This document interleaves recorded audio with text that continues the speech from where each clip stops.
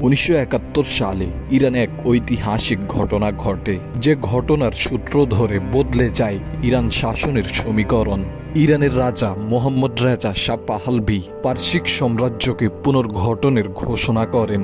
পারসিক হল ওই সাম্রাজ্য যেটি পাহলভির শাসনকালের 1300 বছর পূর্বে খেলাফতে রাশেদা আক্রমণ করে চিরসমাপ্ত ঘোষিত করেন।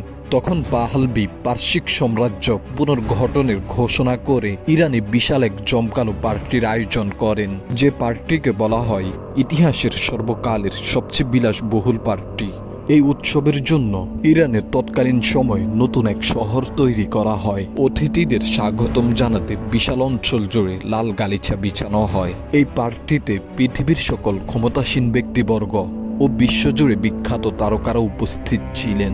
মেহমানদের সোনার প্লেটে খাবার পরিবেশন করা হয়। এরপর সবাইকে দাঁড় করিয়ে তিনি বিশাল এক স্বর্ণের সিংহাসনে বসে নিজেকে পারসিক সাম্রাজ্যের 2500 বছরের রাজত্বের উত্তরাধিকারী ঘোষণা করেন।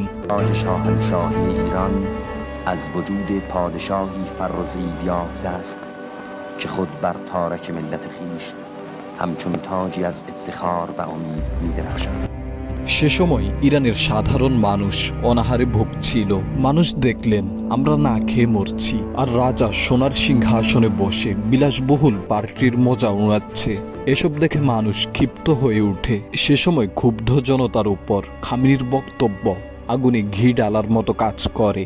অবশেষে দীর্ঘ সংগ্রামের পর 1979 সালে ক্ষুব্ধ জনতার হাতে রাজা শাহ পাহলভির পতন ঘটে। ঐতিহাসিক এই বিপ্লবকে ইরানের ইসলামিক বিপ্লব বলে অভিহিত করা হয়।